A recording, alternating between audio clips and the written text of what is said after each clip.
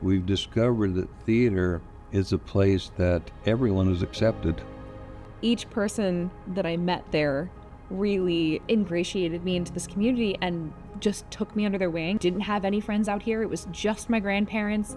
So it was really, really great to meet people my own age and younger and older and get to know what this community really valued and was about. It's kind of a little bit of a cliche word, but I really do believe in culture. Creating a culture where people feel respected, valued. Again, that's why the relationship matters. We know that we have this power to transform individuals, and that's what excites me, is be able to do it more. I saw a number of youth that had made turnarounds in their lives because they had been in productions, either behind stage or on stage. So I knew it was a worthwhile organization to support. At that point, it was just like, well, we need to keep this going. The city, if some of these high school kids, if they'd get in trouble with the law, so they would assign them community service. Once in a while, they'd just assign these kids to SGMT to come, and their community service would work with us. And we received some letters from some of the parents of those kids and how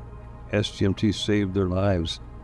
We had a benefit concert, and with that concert Robert Peterson gave us, we had raised about $60,000, and that's what we had to use for renovating that building, which one of our board members says, you can't do that. There's no way. You don't have enough time to even do that. First play was produced here 9 months after the Saints arrived in a Bowery across from where now the Tabernacle is located. In a sense, we're perpetuating historic nature of the performing arts here.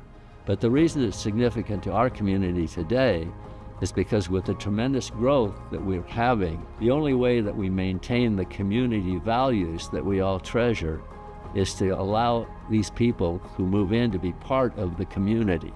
We return back to theater over and over and over again throughout all of time because we find catharsis in it, or because we find escapism through it.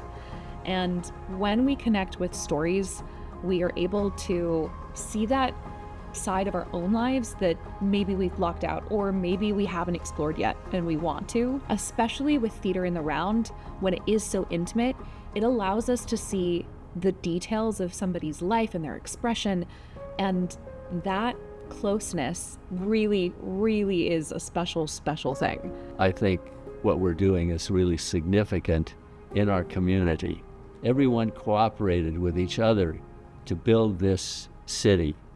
And in that sense of cooperation, Brigham Young realized that entertainment was a key component, because with the struggles that the settlers were having, they needed to have an opportunity to be involved in the performing arts. So we got here 10 years ago, and in the earlier stint, we would go to a number of St. George Musical Theater shows, and we liked them all. I'm going to be in my 80s, so I might as well devote myself and my energy to something. And so St. George Musical Theater became my passion. The more I got into it, the more I realized, we have some potential here.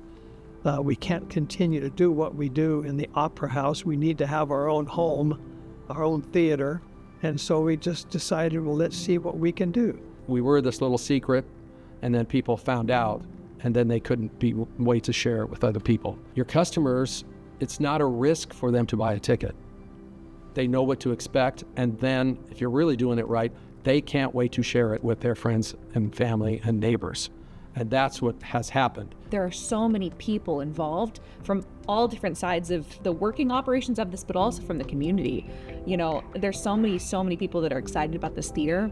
And that's really where I feel like, oh, that's coming up fast, because more people that hear about it, the more it's starting to just bubble and grow and grow. Why are we building this theater? Well, just physically, we have about 125 to 135 seats in the Opera House, depending on how the setup of the chairs may be. And we sell out every night. So there is a demand. There's a demand for more seats. But I think more importantly than the physical aspect, there's a demand for art. There's a demand for wholesome family entertainment. There's a demand for a place where you can safely bring your children, where you can gather together and not be nervous about what's going to be performed. You can donate your money pretty much anywhere in the world. There are going to be wonderful things that are going on. But as far as how far your money will go, I think St. George Musical Theater provides a legacy. Well, the reason you should open your wallets and donate is because you value the community spirit that we have. You value the spirit of cooperation that exists in St. George, and you want to see that perpetuated for your children, for your grandchildren. Even though fundraising is really hard for me to do because I just hate asking people for money, it's a purpose that I believe in, and I feel that the value that people get for their donations is going to be far beyond anything that even I can imagine. And I've got a pretty good imagination. The cost for this facility will be in the range of $17 million. So we've raised over $15 million. I think when we signed the contract, we were only halfway there. Now we're more than 3/4 of the way there. And we can see our way through the rest of this year and the early part of next year, but we're going to have to get those last dollars to finish it. We think that there's a lot to be gained for this community to have a really big, active, wonderful, beautiful community theater.